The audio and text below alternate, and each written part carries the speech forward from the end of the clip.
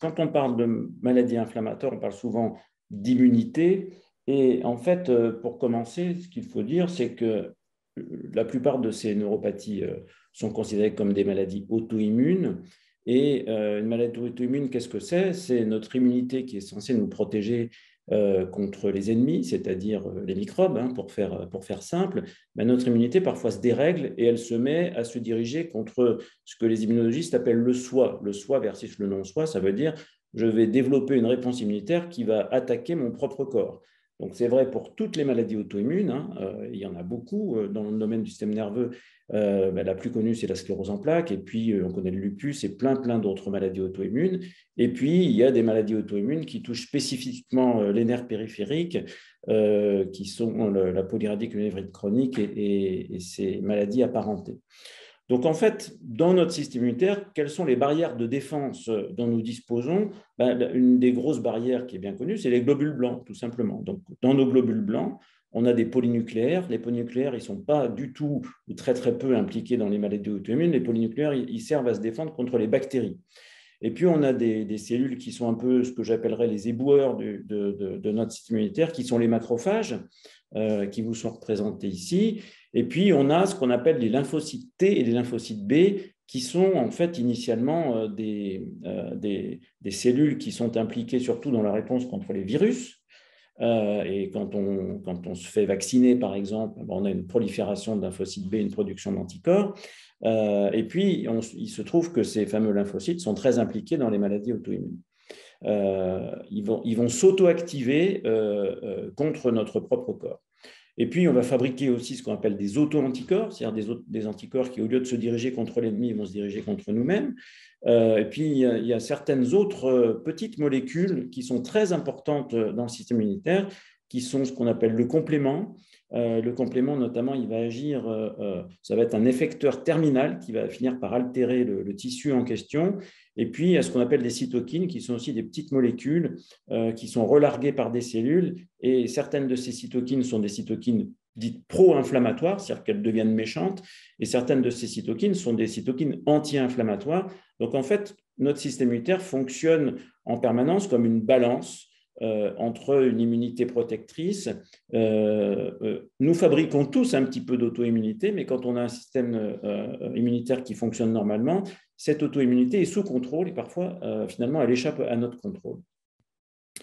Donc, dans les neuropathies désimmunitaires, je ne vais pas faire la liste de ces neuropathies, mais polyradicule chronique, neuropathie motrice avec bloc de conduction, neuropathie liée à des gammapathies monoclonales, qui sont des maladies hématologiques le plus souvent bénignes, heureusement. Il y a un certain nombre de traitements qui sont les traitements conventionnels. Donc, il faut quand même revenir sur ces traitements conventionnels qui existent, qui sont quand même efficaces. Alors, premièrement, là, il y a la bonne vieille cortisone, hein, les corticoïdes sont utilisés depuis très, très longtemps dans les maladies inflammatoires. Ils sont très efficaces, pas sur toutes les pathologies. Par exemple, dans les neuropathies motrices multifocales, les corticoïdes ne marchent pas et peuvent même aggraver la situation. Mais bien sûr, ces corticoïdes, vous le savez tous, hein, quand on entend le mot corticoïde, on a plutôt envie de partir en courant parce que les gens craignent toujours les effets indésirables à moyen et à long terme, hein, cataracte, diabète, et puis l'ostéoporose qui fait qu'on fragilise un peu ses os. Alors tout ça peut être prévenu et bien sûr, l'idée est d'avoir un bon usage des corticoïdes, pas à trop forte dose et pas pendant trop longtemps. Et puis sont arrivés dans les années 90 les immunoglobulines intraveineuses, qui d'ailleurs, ces fameuses immunoglobulines peuvent être utilisées en sous-cutané maintenant. Globalement, ces immunoglobulines intraveineuses, ce sont des préparations d'anticorps, donc d'immunoglobulines G, IgG, à partir de donneurs de plasma, de ce qu'on appelle des fractionneurs. Et en fait, dans une petite ampoule d'immunoglobulines, dans un flacon, il va y avoir un répertoire d'anticorps issus de plusieurs milliers de donneurs. Alors, les modes d'action des immunoglobulines ce n'est pas l'objet forcément de revenir là-dessus parce que c'est très complexe et en plus, ces modes d'action sont incomplètement compris, mais néanmoins, ils modulent le système immunitaire et globalement, dans les neuropathies auto-immunes, ça fonctionne très bien ou moyennement bien dans certains cas, mais il y a des contraintes. Il y a des contraintes parce qu'il y a le mode d'administration, effectivement, voie intraveineuse, voie sous-cutanée, il y a la fréquence d'administration. Et puis, on vient de vivre une période extrêmement difficile pour l'approvisionnement de ces médicaments parce que, bien sûr, il faut des donneurs. Il faut que les donneurs aillent se rendre dans des centres de prélèvement. Bien sûr, en période de pandémie Covid, ça a été un peu catastrophique parce qu'il y a eu un arrêt quasiment complet des dons. Et ça a été très, très compliqué. Là, on est en train de sortir la tête de l'eau et à nouveau, les immunoglobulines sont disponibles sur le marché français notamment. Donc, on peut en avoir, mais bien sûr, il faut toujours avoir un bon usage de ces immunoglobulines et de les utiliser dans les bonnes indications. Et il y a de toute façon une inadéquation toujours entre la demande qui est croissante en immunoglobulines et la disponibilité. Donc, c'est pour ça qu'il faut trouver des alternatives.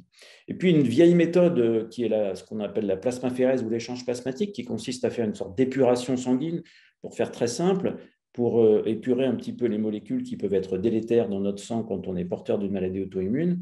Ils sont efficaces, pas sur toutes les pathologies, mais ils posent des problèmes de faisabilité. Il faut un bon abord veineux, il faut des bonnes veines pour faire un échange plasmatique. Et tout le monde n'a pas la chance d'avoir des grosses veines. Et parfois, il faut mettre ce qu'on appelle des cathéters centraux. Donc, ça devient plus compliqué et plus difficile à appliquer en routine et surtout sur du long terme. Donc ça, ce sont les traitements conventionnels. Donc on peut dire que c'est déjà pas mal quand même parce qu'on a pour ces maladies quand même au moins 3 types de médicaments qui existent et qui, dans certains cas, sont très efficaces et qui permettent de contrôler la maladie chez un grand nombre de patients. Alors, bien sûr, puisque c'est insuffisant, il y a plein de médicaments qui sont en voie de développement. Alors, vous voyez que sur cette diapo qui est issue d'un article publié par un auteur américain en 2019, il y a plein de nouveaux médicaments et vous voyez que les maladies neuromusculaires qui figurent sont essentiellement la myasthénie, les dermatomyosites, et puis on trouve quand même la polyradiculanévrite chronique. Mais ce qu'il faut savoir, c'est qu'en fait, ça ne veut pas dire que tous ces médicaments ne marchent pas potentiellement sur les neuropathies, ça veut dire que simplement, les laboratoires qui fabriquent ces médicaments ont d'abord décidé de les développer dans ces maladies. Mais vu leur mode d'action, la plupart de ces médicaments sont susceptibles de fonctionner également dans les neuropathies auto-immunes.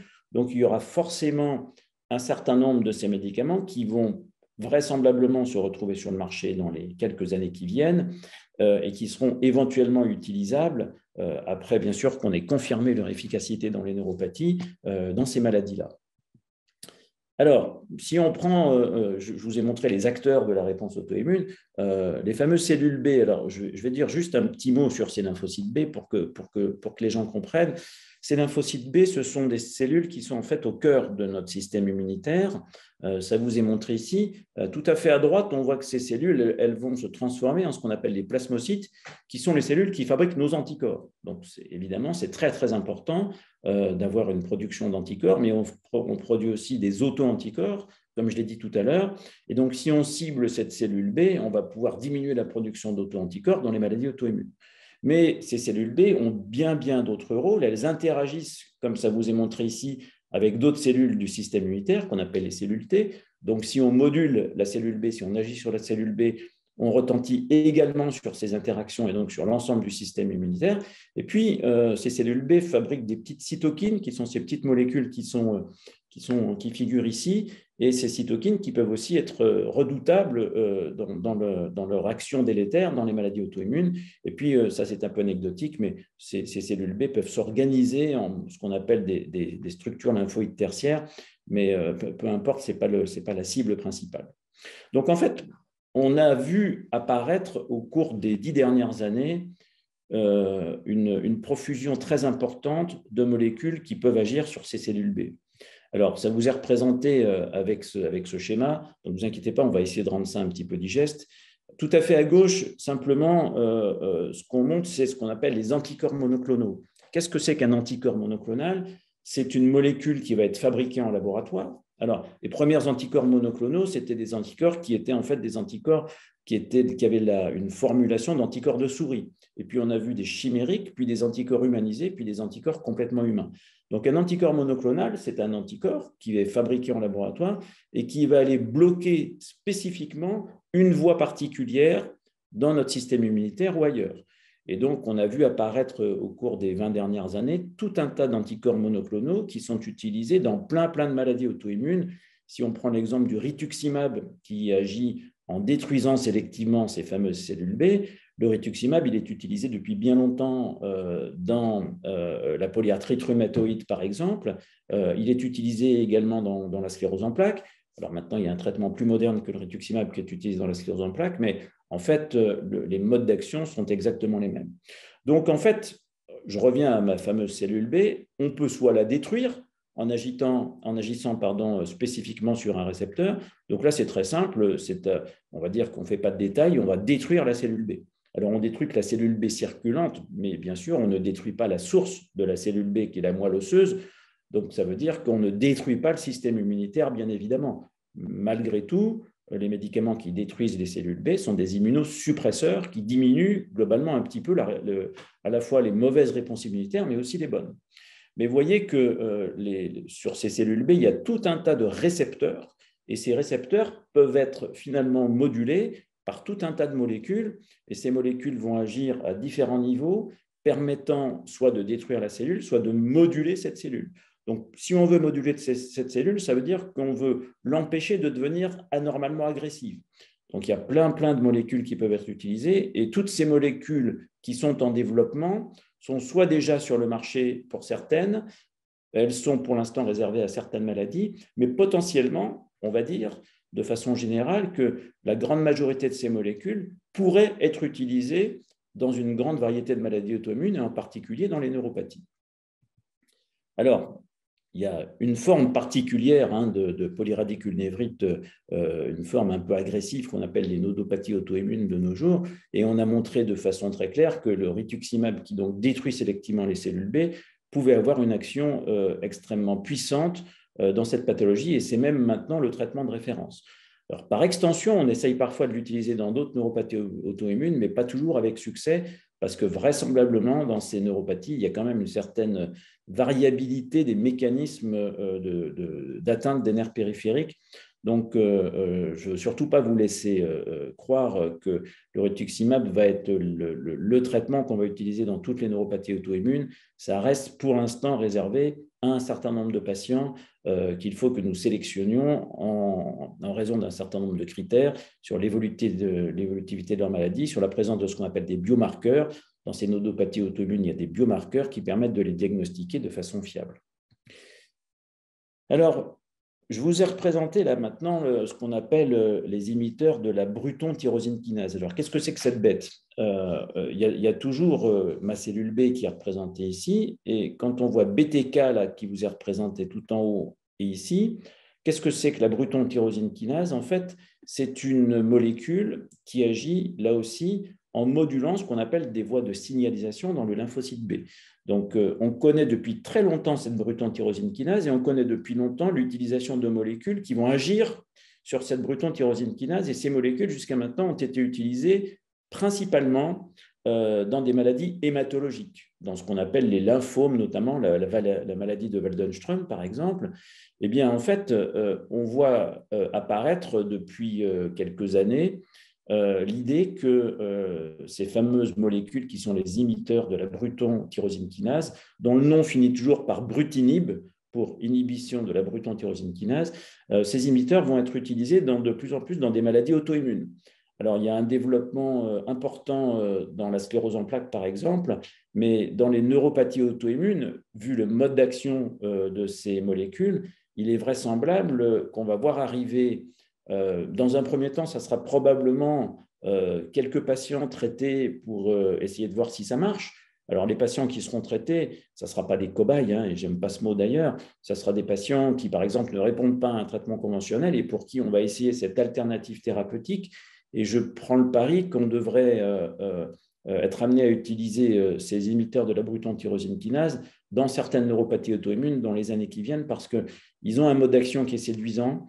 Ce n'est pas quelque chose qui va tuer la cellule, et on n'aime pas tuer des cellules parce que, encore une fois, un immunosuppresseur reste un traitement qui diminue un peu les défenses immunitaires.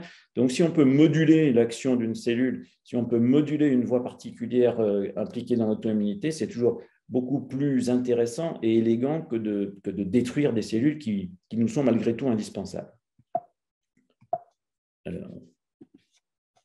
Alors les auto-anticorps, alors ça c'est intéressant parce que dans beaucoup de maladies auto-immunes, on produit des auto-anticorps qui vont attaquer notre propre système nerveux.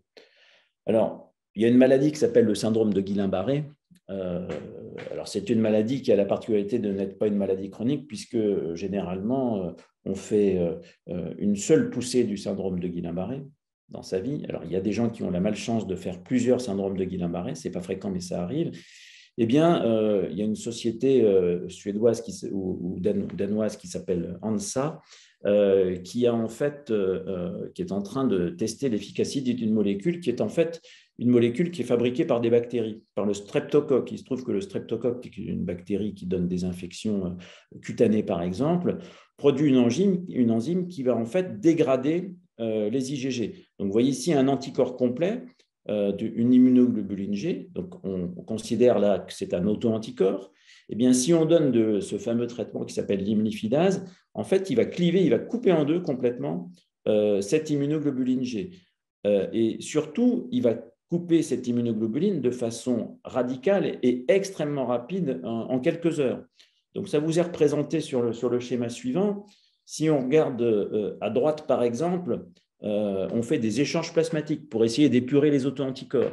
Mais vous voyez qu'il faut quelques jours pour arriver à faire diminuer les auto-anticorps à des taux suffisamment bas pour que ça agisse sur la maladie, alors qu'avec cette imlifidase, vous voyez qu'en l'espace de quelques heures, on a détruit, on n'a pas détruit, on a clivé complètement ces auto-anticorps, donc il n'y a plus du tout d'IgG circulante. Si on fait un dosage de ces immunoglobulines G, on n'en trouve plus. Et par contre, vous voyez que bien sûr, ça se reconstitue au bout de quelques jours. Donc pour l'instant, ces molécules ont été utilisées dans des rejets de greffe pour les greffes rénales. Et il y a une étude en cours actuellement dans le syndrome de Guillain-Barré qui est coordonnée par la France. C'est notre collègue Chara Matarian qui est le coordinateur de la filière Filnemus qui coordonne cette étude, qui est une étude internationale. Et on a pour l'instant une quinzaine de patients, je pense, voire un peu plus, qui ont été inclus. Et ça semble fonctionner. On propose aux patients dans cette étude d'avoir le traitement par imlifidase. Et puis 48 heures après, on fait quand même le traitement conventionnel, qui est le traitement par immunoglobuline intraveineuse. Donc, pour l'instant, dans cette étude, il n'y a pas de perte de chance, entre guillemets, pour les patients. Tous les patients ont quand même le traitement conventionnel, mais on leur propose d'avoir ce traitement en plus. Et je dois dire qu'on n'a pas trop de difficultés à convaincre les patients de participer parce que finalement, c'est une opportunité supplémentaire. Alors, bien sûr, il y a une petite fenêtre de temps pendant laquelle les patients n'ont plus d'immunoglobulines circulantes. Donc, ils ont des défenses immunitaires qui transitoirement ont baissé. Donc, on va leur donner dans cette période de temps des antibiotiques parce que s'il y a une infection bactérienne, par exemple, ça va être un petit peu compliqué de la combattre. Mais pour l'instant, on a plutôt des signaux très favorables avec cette molécule et on pense vraiment que ça va être vraiment intéressant à l'avenir et que ça sera un traitement de plus pour cette pathologie qui peut être extrêmement grave dans certains cas.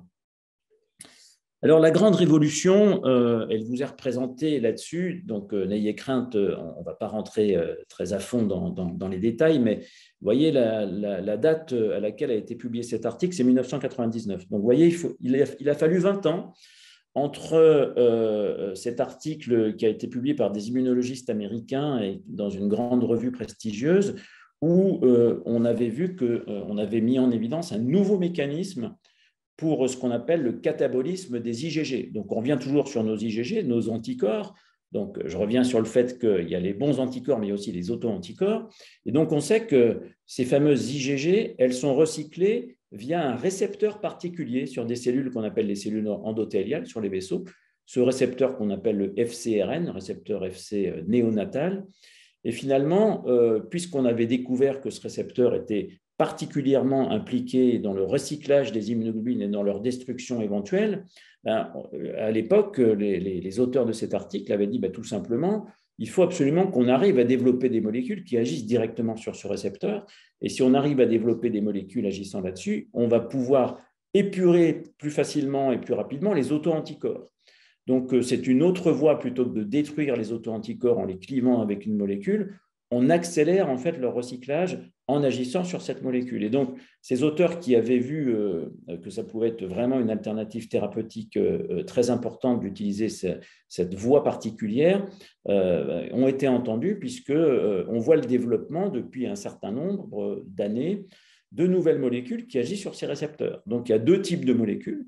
Il y a des molécules qui sont simplement des médicaments, des petites molécules particulières, et puis il y a ce qu'on appelle des anticorps monoclonaux, je viens d'en parler tout à l'heure. Et en fait, vous voyez qu'il y a au moins 3 médicaments, il y en a d'autres vraisemblablement qui sont en cours de développement, qui sont des médicaments qui sont déjà en cours d'essai. Les essais sont terminés pour certaines maladies comme la myasthénie, et pour la PIDC, les essais sont en cours. Donc, ce sont des molécules qui, si je puis dire, arrivent à maturité. Alors, on a plutôt des signaux favorables qui semblent nous dire que ces médicaments fonctionnent dans ces maladies. Bien sûr, tant que les essais ne sont pas tous terminés et tant qu'on n'a pas complètement analysé le résultat de ces essais, on ne peut pas savoir encore si ça va être des alternatives qui vont pouvoir être utilisées chez une majorité de patients, mais vraisemblablement, ça va constituer une alternative très intéressante aux immunoglobulines. Donc ça, ce sont des médicaments pour, on va dire, pour demain ou après-demain. C'est-à-dire dans les 2 à 5 ans qui viennent, on devrait voir apparaître ces molécules sur le marché. Alors, bien évidemment, ce sont des molécules qui suppriment ou qui favorisent la baisse des immunoglobulines G. Encore une fois, je reviens à ce que j'ai dit tout à l'heure, quand on détruit un composant du système immunitaire ou quand on l'altère, il faut faire attention aux risques qui peuvent être induits par ces médicaments, d'avoir des défenses immunitaires qui sont un peu diminuées. Donc, il restera à savoir comment on utilise ces molécules, de quelle façon, de façon continue, séquentielle, pendant des durées déterminées. Donc, tout ça reste à préciser, mais c'est vraiment un grand espoir que ces nouveaux médicaments. Alors, je reviens aux échanges plasmatiques parce que finalement, j'en ai parlé en disant que l'échange plasmatique, c'est simple. Hein. Vous voyez, on vous prend du sang, ça passe dans une petite colonne qui va épurer, on va enlever une partie des molécules, des petites molécules qui sont dans le plasma, et puis on va vous réinjecter votre plasma avec éventuellement un petit peu d'albumine. Et puis, il y a une version un petit peu plus précise, c'est-à-dire qu'on va d'abord recueillir le plasma, et puis on va faire ce qu'on appelle de l'immunoadsorption, c'est-à-dire qu'on va éliminer sélectivement les IgG, par exemple, ou on peut considérer que ça peut être les IgM. Donc, toujours est-il qu'on a quelque chose de beaucoup plus sélectif. Donc, on aime bien être sélectif en médecine, même si ça ne marche pas toujours d'être complètement sélectif. Et finalement, on voit maintenant se développer même une nouvelle technique, c'est-à-dire qu'on peut, avec ces techniques d'immunoadsorption, donc comme un échange plasmatique, épurer spécifiquement un seul anticorps et pas toutes les IgG de notre organisme. Donc, en l'occurrence, on peut n'épurer que le mauvais auto-anticorps. Alors ça, c'est un essai qui a été fait sur des souris qui avaient chez qui on avait induit une myasthénie auto-immune avec un anticorps anti-musc, un anticorps particulier. Et on voit finalement dans le schéma en bas à droite qu'au fur et à mesure des jours de traitement, on voit cet anticorps spécifique anti-musc qui a complètement diminué et qui est quasiment à zéro, alors que le reste du système immunitaire a été complètement épargné. Donc, effectivement, le côté extrêmement sélectif de détruire uniquement l'anticorps qui est, entre guillemets, méchant, ça paraît pour nous très élégant. Donc, c'est en théorie applicable à n'importe quelle maladie avec une production d'auto-anticorps, donc en fait dans plein de maladies auto-immunes. Mais pour l'instant, effectivement, il faut arriver à développer ces colonnes spécifiques qui retirent un anticorps en particulier. On pourrait imaginer que dans ces fameuses nodopathies dont j'ai parlé tout à l'heure, ça pourrait être quelque chose qui serait extrêmement puissant en retirant spécifiquement le mauvais anticorps. Donc ça, ce sont des voies en développement. Cette voie, d'ailleurs, éventuellement, va être testée dans une maladie particulière qui sont les neuropathies. Il y a une IgM monoclonale avec activité anti-MAG, c'est des noms complexes, mais ces maladies relativement fréquentes qui donnent des neuropathies avec essentiellement des tremblements, des troubles de l'équilibre et parfois une gêne motrice qui peut être vraiment importante. Donc ces maladies, pour l'instant, on a des traitements qui existent, le rituximab par exemple dont j'ai parlé tout à l'heure. Et puis il y a une société suisse qui avait développé un petit polymère, une petite molécule qui était capable de séquestrer complètement l'anticorps lui-même. Alors malheureusement, quand on injecte cette molécule directement à un patient, il y a des réactions qui font qu'on ne peut pas l'utiliser de cette façon-là. Mais pourquoi pas utiliser cette molécule avec cette fameuse technique d'immunoadsorption, c'est-à-dire qu'on n'injecte pas la molécule chez l'humain, mais par contre, on va faire passer le sérum de l'humain avec cette molécule et on va spécifiquement piéger tous ces mauvais auto-anticorps anti-MAG. Donc ça, c'est une voie thérapeutique qui est très intéressante. Alors, j'ai parlé du complément, c'est cette petite molécule. Alors, le complément, c'est tout un tas toute une cascade de molécules qui vont arriver en fait à altérer in fine le tissu cible. Donc, le complément, bien sûr, initialement, si nous avons du complément, c'est pour détruire des virus et des bactéries. On en revient toujours au rôle fondamental du système immunitaire, c'est de nous défendre contre les agresseurs. Mais bien sûr, on a démontré que dans des maladies auto-immunes, il y a des dépôts de compléments dans le tissu nerveux. Donc, ça veut dire que si on peut combattre le complément directement, peut-être qu'on peut avoir des perspectives d'avenir pour des traitements pour des maladies auto-immunes touchant le système nerveux. Donc, pour cibler le complément, simplement pour faire simple, il y a deux voies. Il y a une voie qu'on appelle la voie classique et une voie alternative, peu importe. Tout ça aboutit à ce qu'on appelle le complexe d'attaque membranaire et c'est ça qui finit par détruire des cellules dans un tissu. Donc, en fait, il y a déjà des inhibiteurs du complément qui existent, comme l'éculizumab, qui est un médicament.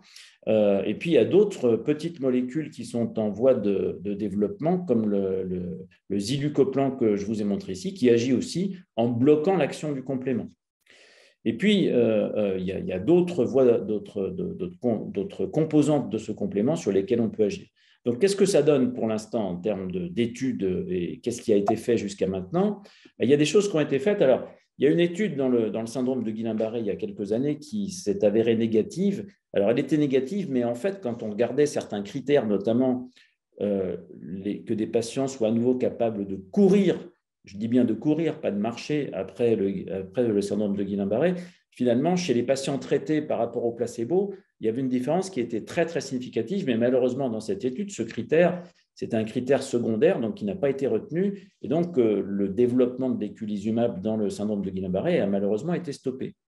Il a été testé aussi dans les neuropathies motrices multifocales, cet éculizumab.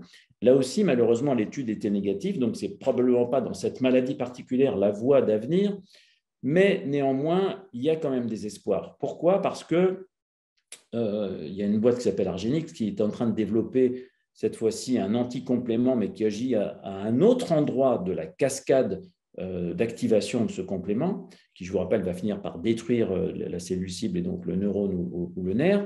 Et donc, avec cet anticomplément, ils ont montré qu'ils arrivaient à vraiment complètement inhiber l'attaque sur le nerf périphérique. Donc, bien sûr, pour l'instant, ces travaux sont préliminaires, mais il va y avoir des études cliniques avec cette molécule dans les neuropathies motrices avec bloc de conduction, qui sont des maladies qu'on arrive à contrôler avec les immunoglobulines, mais en étant malheureusement obligé de faire des perfusions très, très fréquentes. Donc, encore une nouvelle molécule en développement qui va être vraiment extrêmement intéressante, mais uniquement pour cette maladie particulière, mais qui est une maladie rare, mais qui représente quand même un certain nombre de milliers de patients en France.